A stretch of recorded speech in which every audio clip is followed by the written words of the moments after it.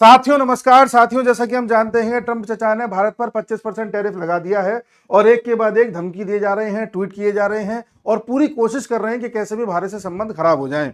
इसी क्रम में इन्होंने रशिया को भी रडार पर लिया है और रशिया के जो पूर्व राष्ट्रपति हैं दिमित्री मेदवेदेव, उनका एक बयान आया था। उन्होंने ये बोला था कि हमारा ध्यान पूरी तरह से डेड हैंड पर भी है, हम कुछ भी कर सकते हैं। इस तरह से जब उन्होंने ये बात कही तो इसके रिटेलिएशन में ट्रंप ने अपनी 2 न्यूक्लियर सबमरीन रशिया के आसपास कहीं किसी समुद्र में डिप्लॉय कर दी हैं और रशिया को एक तरह से धमकी भी दी है कि हम पूरी तरह से तैयार हैं।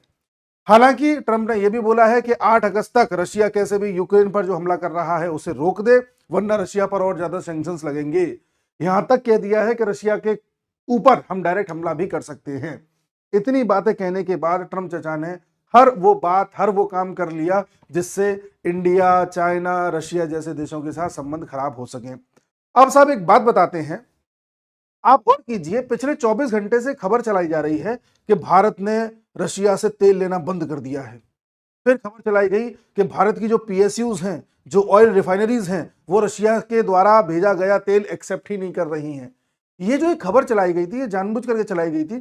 क्यों चलाई थी भी बताऊंगा और पूरा जो समीकरण अभी बन रहा है वो भी बताऊंगा। भारत ने क्या जवाब दिया है वो भी बताऊंगा और ये भी बताऊंगा कि अब पुतिन क्या करने वाले हैं। सबसे पहले एक एक करके देखते हैं। देखिए, पहली बात तो यह है कि भारत रशिया का तेल लेता रहेगा। भारत का आधिकारिक बयान आ गया है और भारत ने साफ साफ कह दिया है कि मार्केट में जहां अच्छे प्राइसेस चल रहे होंगे, मार्केट से जहां हमें फायदा हो रहा होगा, हम लेंगे। यानी कि ट्रंप अगर ये सोचे कि हम पूरी दुनिया के चौधरी हैं और हम जैसे चाहें वैसे दुनिया को चला लेंगे, भारत को धमकाएंगे, भारत डर जाएगा, तो वो सब होना नहीं है। हालांकि ट्रंप ने एक ट्वीट भी किया, ट्वीट करके बताया भी कि मुझे सूत्रों के हवाले से खबर मिल रही है कि भारत ने रशिया का ऑयल लेना बंद कर दिया है। बाद में जैसा कि आप जानते हैं भारत ने आधिकारिक बयान दे दिया तो इनके बयान का कोई मतलब नहीं रहा। अब साहब सबसे ज्यादा हैरानी तब होती है जब कुछ जियोपॉलिटिक्स के एक्सपर्ट लोग अजीब अजीब सी बातें करते हैं। कई चैनल्स पर मैं देख रहा हूं, लोग कह रहे हैं, न्यूज चैनल्स पर राय दे रहे हैं कि हो सकता है रशिया से तेल लेने में भारत कुछ कटौती कर दे, हो सकता है भारत अमेरिका के नजदीक जाने का प्रयास करे, हो सकता है कि मोदी जी खुद ट्रंप से बात करें। इस तरह की कुछ लोग बात कर रहे हैं। अब आप एक खुद बात का अंदाजा लगाइए कि साहब जब रशिया ने यूक्रेन पर हमला किया था 2022 में, उसके बाद अमेरिका ने रशिया पर सैंक्शंस लगा दिए। फिर रशिया ने बोला कि हम अपना सस्ता तेल बेचने को तैयार हैं, बोलो कौन खरीदेगा। भारत ने कहा हम खरीदेंगे, चाइना ने कहा हम तो खरीद ही रहे हैं और खरीद लेंगे। तो ठीक है, भारत और चाइना ने खरीदने का फैसला किया। फिर भारत को एक तरीके से काउंटर किया गया यूरोप में और जयशंकर साहब से पूछा गया कि आप रशिया से तेल खरीद के रशिया को फंड कर रहे हैं जिससे रशिया यूक्रेन पर और हमला कर सके। तब जयशंकर साहब ने यूरोप को एक कड़ा जवाब दिया था और कहा था कि हमें आप ज्ञान न दीजिए, क्योंकि जितना ऑयल हम साल भर में मंगाएंगे उतना तो आप एक हफ्ते में मंगा लेते हैं। अब आप एक चीज सोचिए, जब भारत के अधिकारियों ने, भारत के विदेश मंत्री ने, भारत के प्रधानमंत्री ने यह तय किया होगा कि हमें रशिया का ऑयल लेना है, तो क्या उन्होंने ये नहीं सोचा होगा कि हाँ इसके दुष्परिणाम क्या हो सकते हैं, अमेरिका क्या क्या कर सकता है, यूरोप क्या कर सकता है? सोचा होगा कि नहीं सोचा होगा? तो जो आज के एक्सपर्ट लोग कह रहे हैं कि भारत अब पुनर्विचार करेगा रशिया से तेल लेने पर, वो इस बात को भूल रहे हैं कि जब भी कोई बड़ा फैसला लिया जाता है तो पहली बात तो फैसला अगले 5-6 साल के लिए लिया जाता है। जब भी आप रशिया से ऑयल डील करने जाओगे तो आप ये नहीं कहते कि 1 महीना लेके देखते हैं फिर बताएंगे। डील होती है लंबी, अगले 5 साल तक हम तुमसे इस रेट पर लेंगे, ऐसा करके। तो साहब उस वक्त भारत ने सोच लिया था कि हो सकता है यूरोप की तरफ से इस तरह का बयान आए या इस तरह के स्टेप उठाए जाएं।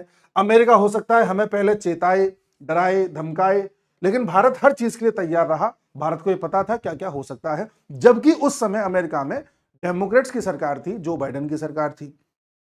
भारत उस समय यह जानता था कि अमेरिका कुछ भी कर लेगा, भारत के साथ अपने इकोनॉमिक आंकड़ों को बिगाड़ने की कोशिश नहीं करेगा, क्योंकि भारत उसके लिए बहुत बड़ा बाजार है जी। अब इसी बीच में भारत ने यह भी सोचा होगा या यह भी चीज का ध्यान रखा होगा कि कल को अगर चुनाव होते हैं अमेरिका में, ट्रंप चचा फिर से आ जाते हैं, तो ट्रंप चचा के लिए तो सिर्फ और सिर्फ टैरिफ और ट्रेड वॉर और यही सब मैटर करता है। तो ट्रंप चचा भी मैक्सिमम क्या कर लेंगे, टैरिफ लगा देंगे। क्योंकि जो टैरिफ की बात है वो ट्रंप ने इसी कार्यकाल में नहीं करी है, पिछले कार्यकाल में भी करी थी, लेकिन पिछले कार्यकाल में अपनी इस तमन्ना को पूरी कर नहीं पाए थे, क्योंकि इनके आसपास जितने भी अधिकारी लोग थे वो इनके ही एंटी चलते थे। इस बार ये पूरी फील्डिंग सेट करके आए हैं, इसलिए दे दनादन टैरिफ पे टैरिफ लगाए जा रहे हैं। जब भी किसी देश में कोई राष्ट्राध्यक्ष चुना जाता है तो उसका विश्लेषण पहले ही हमारे देश में कर लिया जाता है। हमारे देश में क्या, हर देश में किया जाता है कि भाई इस राष्ट्राध्यक्ष के आने के बाद क्या क्या कॉन्सिक्वेंसेज हो सकते हैं और हम किस चीज के लिए कितना तैयार हैं। भारत ये जानता था कि ट्रंप कुछ भी कर लेंगे, मतलब भारत की जो आंतरिक राजनीति है उस पर हस्तक्षेप नहीं करेंगे। उसके अलावा वो टैरिफ लगा सकते हैं, इकोनॉमिक बैरियर लगा सकते हैं, सैंक्शंस तक लगा सकते हैं। भारत इसके लिए भी तैयार है कि सैंक्शंस लग गए तब क्या करेंगे। तो याद कीजिए आप, भारत ने 2020 से एक मुहिम छेड़ी हुई है, जब कोरोना आया था तब से, आत्मनिर्भर भारत की। हम ये जानते हैं कि हम इतना बड़ा मार्केट है कि अगर अच्छे से प्रोड्यूस करने लग जाएं और अपनी ही चीजें इस्तेमाल करने लग जाएं, तब हमें ना अमेरिका की जरूरत है ना किसी और देश की जरूरत है। हमारी जो समस्या का जो हमेशा के लिए इलाज है वो यही है कि हम स्वदेशी चीजों को अपनाएं, जिसकी मुहिम 2020 में स्टार्ट की गई थी। उस मुहिम को मोदी जी ने आज फिर से जो है लोगों को याद दिलाया है और मोदी जी ने साफ साफ कहा है कि हम सबको अब तैयार रहना है कि स्वदेशी चीजों का इस्तेमाल करें, और लोगों से यह भी कहा है कि आप कोई भी प्रोडक्ट खरीदने जाएं तो वरीयता उस प्रोडक्ट को दें जो किसी भारतीय ने बनाया है या किसी भारतीय का पसीना उसमें लगा है।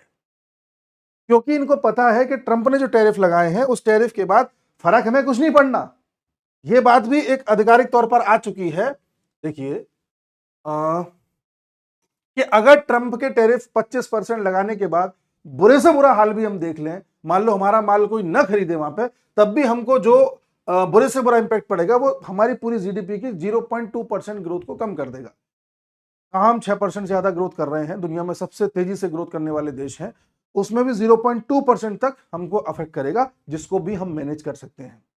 इसलिए मोदी जी ने आज ये मुहिम छेड़ी है कि मान लो हमारा कुछ माल यूएस में नहीं बिक पाता है तो उसको हम ही कंज्यूम कर लेंगे, बढ़िया है, बिक जाएगा, हमें डाइवर्ट ही तो करना है, खुद को ही डाइवर्ट कर लेंगे, खुद को ही खिला लेंगे, खुद को ही हम इस्तेमाल करवा लेंगे वो सामान, हम क्यों किसी और को ढूंढे। तो भारत इस चीज के लिए तैयार था कि रशिया से जब हम तेल खरीदेंगे तो अमेरिका, यूरोप जैसे देश समय समय पे कुछ ना कुछ करेंगे। अच्छा, अमेरिका जो हमको ये धमकाता है, अमेरिका ने 25% टैरिफ लगाए, क्यों लगाए? इसलिए लगाए हैं कि हम रशिया से व्यापार कर रहे हैं। अभी भी ट्रंप ये कह रहे हैं कि इन टैरिफ्स को हम 100% तक लेके जा सकते हैं अगर रशिया से व्यापार करना बंद नहीं किया तो। हमको यह पता है कि रशिया से जो तेल हम ले रहे हैं अगर वो हमने बंद कर दिया तो न सिर्फ हमारे यहां तेल के दाम बहुत ज्यादा बढ़ जाएंगे, बल्कि पूरी दुनिया में ऑयल क्राइसिस आ जाएगा, और हो सकता है पूरी दुनिया में जो ऑयल के प्राइस हैं वो $200 प्रति बैरल से भी ऊपर हो जाएं। तो ये गलती हम कभी नहीं करेंगे। ट्रंप के 25% टैरिफ, 50% टैरिफ उतना नुकसान नहीं पहुंचाएंगे जितना नुकसान रशिया से तेल न लेना पहुंचा देगा। आज हम रशिया से करीब करीब 40% तक तेल ले रहे हैं, मतलब हमें अगर 100 लीटर तेल की जरूरत है तो उसमें से 40 लीटर रशिया से आ रहा है, तो हम एकदम से कैसे बंद कर दें जी? हम नहीं करेंगे। तो भारत ने अगर कोई निर्णय 2022 में लिया था तो वो निर्णय सारी चीजें सोच के लिया था कि बुरे से बुरा क्या हो सकता है, उसके लिए हम तैयार हैं। तो जो भी अफवाह उड़ा रहा है कि भारत ने ऑयल लेना बंद कर दिया, या जो भी ये एनालिसिस कर रहा है कि भारत ऑयल लेना कम कर देगा, वो सब एक तरीके से गलत है, क्योंकि भारत पूरी तरह से ये मन बना चुका है कि हमें किस दिशा में आगे बढ़ना है। दूसरी बात यह भी है कि भारत एक परसेप्शन दुनिया में यह भी सिद्ध करना चाहता है कि देखो अब हम वो देश नहीं रहे कि ये हमसे कुछ कहेगा तो हम मान लेंगे। ठीक है, हम सम्मान के तौर पर कोई चीजें मैनेजेबल हैं तो इनकी कंसिडर कर लेंगे, कुछ इनकी कर लेंगे, कुछ किसी और की भी कर सकते हैं, बट तुम ये सोचो कि तुम हमें डराओगे, धमकाओगे, हम धमक जाएंगे, वो नहीं हो पाएगा। एक पॉइंट तो ये है। दूसरा पॉइंट ये है कि इस समय जो मेन जो खुन्नस है ना अमेरिका की, वो ये नहीं है कि हम रशिया से तेल ले रहे हैं या रशिया से हथियार ले रहे हैं या अमेरिका को जो है हम भी टैरिफ लगा रहे हैं अमेरिका पे ना, ये समस्या नहीं है। अमेरिका की समस्या वही है जो मैं पिछले कुछ वीडियोस में लगातार कह रहा हूं, और वो समस्या है डी डॉलराइजेशन।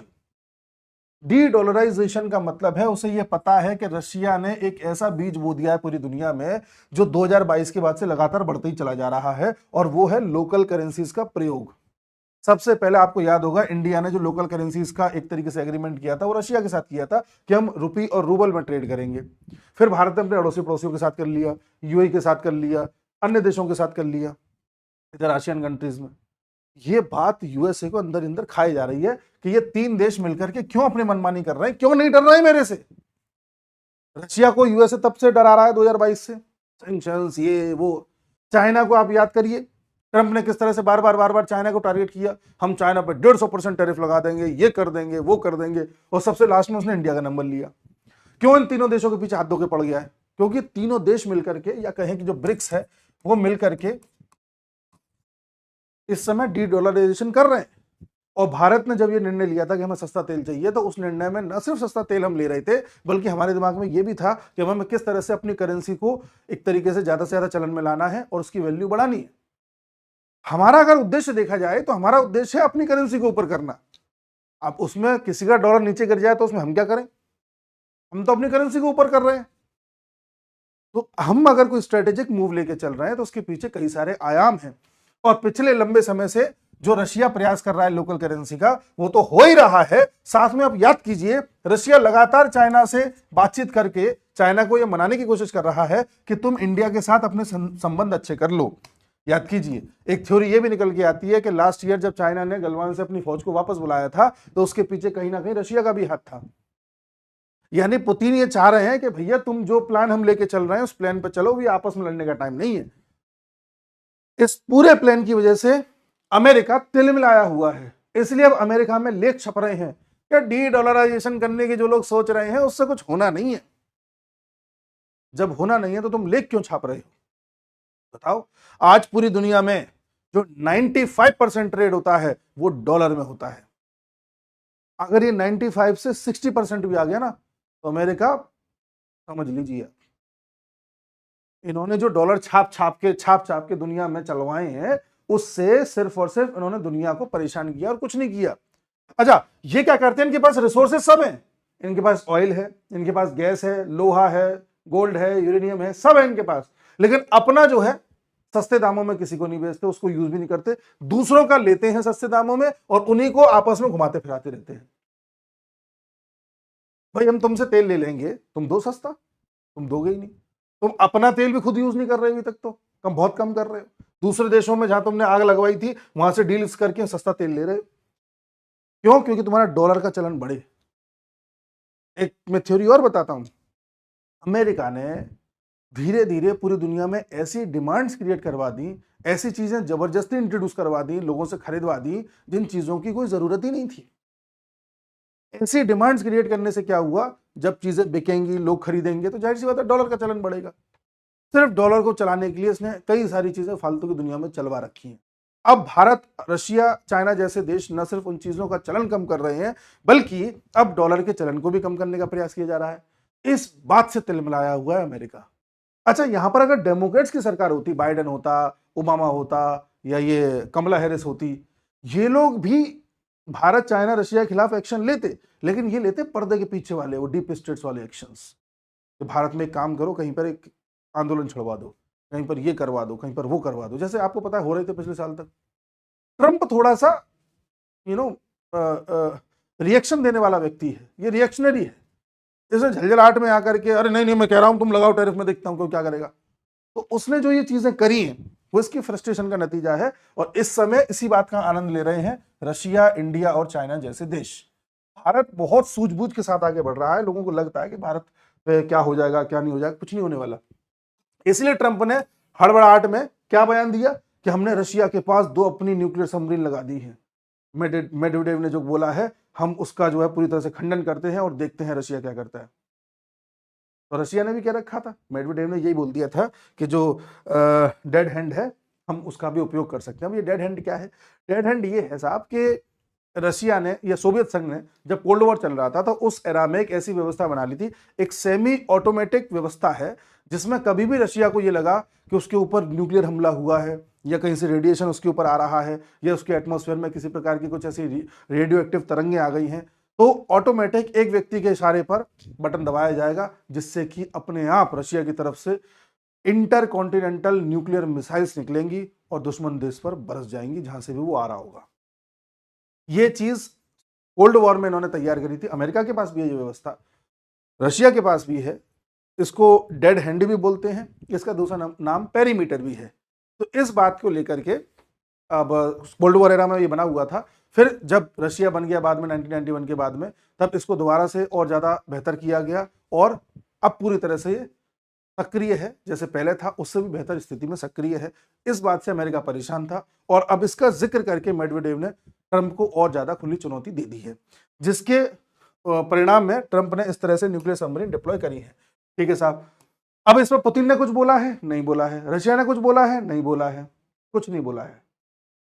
अब मान लीजिए ट्रंप रशिया पर कुछ करते हैं, या मान लीजिए ट्रंप भारत को बहुत ज्यादा फोर्स कर दें कि तुम रशिया से तेल रोक दो, ये कर दो, वो कर दो। मान लो वर्स्ट के सिनेरियो में इंडिया तेल रोकने पे आ जाए, या कोई ऐसी स्थिति हो जाए कि इंडिया को तेल रोकना पड़ जाए रशिया से जो तेल आ रहा है, ऐसी स्थिति में रशिया क्या करेगा?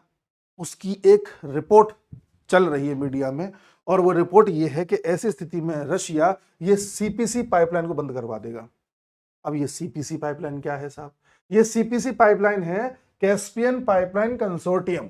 एक्चुअल में यहां पर कजाकिस्तान है, कजाकिस्तान में ऑयल के भंडार हैं। यहां से पाइपलाइन के माध्यम से, दुनिया की सबसे बड़ी पाइपलाइनों में से एक है ये, यहां से तेल आता है, तेल होता हुआ फिर रशिया में आता है, फिर रशिया से होता हुआ ये जाता है आपके ब्लैक सी में, और यहां से शिप के माध्यम से अन्य देशों में जाता है। अब ये जो पाइपलाइन बनाई गई है, ये पाइपलाइन बनाने में कुछ बड़े बड़े प्लेयर्स शामिल हैं, जिसमें अमेरिका की कंपनीज भी शामिल हैं। अमेरिका की कौन सी कंपनी शामिल है वो भी देख लीजिए। देखिए अमेरिका की ये शेवरॉन और एक्सॉन, ये दो कंपनी शामिल हैं। इनका एक बड़ा स्टेक इस पाइपलाइन में है। ये दोनों कंपनीज रिफाइनरीज चलाती हैं, ऑयल को रिफाइन करने का काम करती हैं, ऑयल सप्लाई का काम करती हैं। और आप जानकर के हैरान होंगे कि ये जो सीपीसी पाइपलाइन है, अगर रशिया ने इस पाइपलाइन को रोक दिया तो यूरोप में जो टैंकर्स के माध्यम से तेल पहुंचता है वो सप्लाई भी रुक जाएगी। फिर यूरोप को ये कहीं और से मंगाना पड़ेगा। ऑलरेडी जो रशिया की तरफ से पाइपलाइन यूरोप में जाती थी उसमें से काफी हद तक कटौती कर दी गई है। अब यूरोप जो यहां से मंगा रहा है, इसमें भी अगर कटौती हो गई तो यूरोप का तेल इतना महंगा हो जाएगा कि आप मान के चलिए यूरोप पूरी तरह से रिसेशन में चला जाएगा। एक दूसरी बात यह है कि ये कब होगा, रशिया इसको कब रोकेगा? जब अमेरिका इंडिया में जो रशिया का तेल आ रहा है उसे रुकवा दे, या इंडिया को फोर्स कर दे कि रोको। अब इंडिया भी रशिया का तेल लेना बंद कर दे, रशिया भी सीपीसी रोक दे, ऐसी स्थिति में पूरी ग्लोबल सप्लाई चेन में आपको पता है लगभग 3.5% की जो है कटौती एकदम से हो जाएगी, जिसकी वजह से पूरी दुनिया में तेल के प्राइसेस अंधाधुंध बढ़ जाएंगे और पूरी ग्लोबल जितनी भी इकोनॉमी है सब ध्वस्त हो जाएगी। तो रशिया कहेगा ठीक है, तुम अगर हमको बीच में रोकना चाहते हो, इंडिया के साथ सप्लाई को रोकना चाहते हो, हम इसे रोक देंगे। ठीक है, बर्बाद होंगे तो फिर सब इकट्ठे होंगे। अब करके दिखाएं ट्रम्प चाचा। अच्छा, कुछ लोग ये भी कह रहे हैं कि साहब एक इसका विकल्प है, ये है BTC pipeline, Baku तबलिसी Sheehan pipeline. अब ये क्या है साहब? ये यहाँ अजरबैजान से, एक्चुअल में आप चाहें तो कजाकिस्तान से शिप के माध्यम से पहले यहाँ अजरबैजान में मंगा लीजिए, फिर यहाँ से होते हुए जॉर्जिया होते हुए टर्की होते हुए भूमध्य सागर में मेडिटेरेनियन सी में मंगा दीजिए, फिर वहां से भिजवा दीजिए। चलिए ठीक है, आप यहाँ से मंगा लो, ये भी एक पाइपलाइन है, दुनिया की बड़ी पाइपलाइन है ये भी। अच्छा, यहाँ से मंगाओगे तो और महंगा पड़ेगा, फिर तुम मेडिटेरेनियन सी से जाओगे घुमाते हुए फिर शिप को लेके जाओगे, और महंगा पड़ेगा। कर लो, तो ये भी विकल्प नहीं है। तो रशिया ने एक ऐसी नस पकड़ रखी है जिसको दबाने से परेशान हो सकता है अमेरिका। इसलिए ट्रम्प चाचा जो भी बयान दे रहे हैं इस पर ना तो ट्रम्प की बात पर ना तो कोई पुतिन का बयान आ रहा है, और मोदी जी भी जो बातें कर रहे हैं वो मोदी जी सिर्फ और सिर्फ कुछ नहीं कर रहे हैं, मौके का फायदा उठा रहे हैं। क्योंकि हमारे देश में अब ट्रम्प को लेकर के नेगेटिव वो बन गया है, हमारे देश में अमेरिका को लेकर के नेगेटिव परसेप्शन बन गया है। इस बात का फायदा मोदी जी उठा करके अपने स्वदेशी आंदोलन को और मजबूत कर देना चाहते हैं, जिससे कि किसी प्रकार की कोई समस्या हमको हो ही ना। आप समझ रहे हैं ना? ऐसा नहीं कि मोदी जी पैनिक हो गए कि अरे अरे मुझे कुछ करना ना। मोदी जी कह रहे हैं मौके की बड़ी एकदम तलाश है, ऐसी स्थिति में अगर कुछ कर देते हैं तो हो ही जाएगा काम। ये है खेल पूरा। तो इसलिए जो लोग ये कह रहे हैं कि इंडिया ये कर देगा, इंडिया डर गया और ये और वो, कुछ नहीं होगा। ये सिर्फ झल्लाहट है अमेरिका की। अभी आने वाले समय में आप देखना कोई ना कोई युद्ध की बात भी सामने आएगी, किसी छोटे मोटे दो देशों में लड़वाने की बात आएगी। क्योंकि जैसे जैसे अमेरिका को अब ये टैरिफ लगाने के बाद नुकसान होने लगेगा, वैसे वैसे अमेरिका में जो बड़ी बड़ी कंपनी जैसे डिफेंस का पूरा कॉरिडोर है, डिफेंस की बड़ी बड़ी कंपनीज हैं, वो वहाँ पर प्रेशर डालेंगे ट्रम्प पर कि हमारी अर्थव्यवस्था गिर रही है, डिफेंस का भी व्यापार नहीं हो पा रहा है। तब ट्रम्प कहेंगे अच्छा ठीक है, तुमको डिफेंस का कुछ बेचना है, चलो कुछ करते हैं। तब एक हवा बनाई जाएगी जिससे कि उनके डिफेंस के एक्सपोर्ट बढ़े। इस हवा में हो सकता है कि उन किसी दो देशों को धमकाया जाए, लड़वाया जाए, या बोला जाए कि युद्ध होने वाला है, होने वाला है, होने वाला है। ये भी आपको खबर मिल सकती है, क्योंकि अब अमेरिका में धीरे धीरे धीरे धीरे इकोनॉमी डाउनफॉल पर आएगी। रिसेशन टाइप का आएगा, आपको दिख जाएगा 2-4-5 महीने में। ऐसी स्थिति में ट्रंप पर प्रेशर पड़ेगा डीप स्टेट से, और डीप स्टेट्स का एक बड़ा गुर्गा है वहां का डिफेंस सेक्टर, तो वो ट्रंप पर बहुत ज्यादा दबाव डालेगा। तब ट्रंप उनको सेटिस्फाई करने के लिए कहीं ना कहीं जो है इस तरह की बयानबाजी देंगे जिससे दो देशों में आग लगे। और सबसे बड़ी बात यह है कि भारत ने अमेरिका को यह भी बोल दिया है कि हम तुम्हारा F-35 नहीं खरीदेंगे। ट्रंप चचा फरवरी से पीछे पड़ रहे हैं कि F-35 ले लो, F-35 ले लो। भारत ने इस पर कोई जवाब नहीं दिया था। कई विशेषज्ञ चर्चा कर रहे थे कि भारत F-35 लेगा कि Su-57 लेगा। तब याद कीजिए हमने आपसे कहा था कि भारत हो सकता है दोनों में से किसी का भी जहाज ना ले, भारत अपने जहाज पर काम करे, क्योंकि 2031 तक हम भी अपना जहाज तैयार कर लेंगे 5वीं पीढ़ी का। ऐसी स्थिति में अब भारत ने क्लियर कर दिया कि अमेरिका हमें तुम्हारा F-35 नहीं चाहिए। अब देखिए, इसे कहते हैं ग्लोबल मूव, इसे कहते हैं स्ट्रेटेजी। भारत जानता था कि ट्रंप एक ना एक दिन भारत को किसी ना किसी तरह से परेशान करेगा, कोई ना कोई दांव भारत के खिलाफ खेलेगा। अगर भारत फरवरी में ही मना कर देता कि हमें F-35 नहीं चाहिए, तो बात वहीं खत्म हो जाती। हो सकता है उसके जवाब में ट्रंप हम पर टैरिफ लगाता। हमने क्या किया, उसको पहले दांव खेलने दिया कि पहले तुम चलो। जब उसने टैरिफ लगा दिया तब हमने जवाबी कार्रवाई करते हुए बोला कि हम F-35 नहीं ले रहे, जाओ। हमें लेना वैसे भी नहीं था, पर बयान हमने क्यों नहीं दिया था, हम इंतजार कर रहे थे कि पहला दांव तुम खेलो। अब हमारा परसेप्शन गया ना कि ठीक है, तुम अगर ऐसा करो तो हमने भी कर दिया, नेले पे धैला मारा है, लो नहीं डरते तुमसे। इससे हम और मजबूती के साथ पेश होते हैं उनके सामने। लेना वैसे भी नहीं था, पर टाइमिंग होती है हर चीज की। आपको कब क्या कहना है, क्या बयान देना है, उसकी एक टाइमिंग होती है। दुनिया के सामने हमने बता दिया कि देखो हमें अमेरिका का बेस्ट जहाज नहीं चाहिए। हमारे 1 महीने तक खड़ा रहा था केरल में, कोई मतलब का नहीं था। तो इस जियोपॉलिटिकल मूव के बारे में भी भारत पहले से जानता था कि उसे किसी न किसी दिन ये पैंतरा खेलना पड़ेगा। ऐसे ही मूव्स होते हैं बड़े बड़े देशों के पास, भारत हो, चाइना हो, रशिया हो। इन्हें पता है कि अमेरिका कब क्या क्या क्या कर सकता है, उसके हर मूव का हमारे पास एक जवाब है, और समय आने पर हम उसे सामने रखते रहेंगे। इसलिए कुछ लोग इस बात पर हाइपर हो जाते हैं कि अरे भाई ऐसा क्यों नहीं किया, वैसा क्यों नहीं किया, ये क्यों कर दिया, वो क्यों कर दिया। समय आने पर होगा। पाकिस्तान के साथ भी जो सीज फायर हुआ है वो भी एक मूव है, इसका पार्ट 2 आप समय आने पर देखेंगे। तो ये सारी चीजें होती हैं। बाकी भारत में भी हमें अब कोशिश करनी है कि ज़्यादा से ज़्यादा स्वदेशी चीज़ों का इस्तेमाल करें। हमें किसी दूसरे देश पर डिपेंड ना रहना पड़े, ऐसा हम प्रयास करें। और ये अमेरिका को पहली बार भारत इस तरह से जवाब दे रहा है, आंख दिखा रहा है, और किसी भी तरह से उसके प्रेशर में नहीं आ रहा है। हमें अपनी इस चीज़ को मजबूती के साथ आगे बढ़ाना होगा, तभी जाकर के विश्व में हम एक पावर के रूप में, एक बड़ी शक्ति के रूप में स्थापित हो पाएंगे। तो बड़ी शक्ति के रूप में स्थापित होने के लिए आपको ऑलरेडी एक महाशक्ति या बड़ी शक्ति को चेतावनी देनी होती है, उसके सामने झुकना नहीं होता है। वो भारत अभी कर रहा है। देखते हैं आगे क्या होते हैं। मिलते हैं अगले वीडियो में, तब तक के लिए नमस्कार।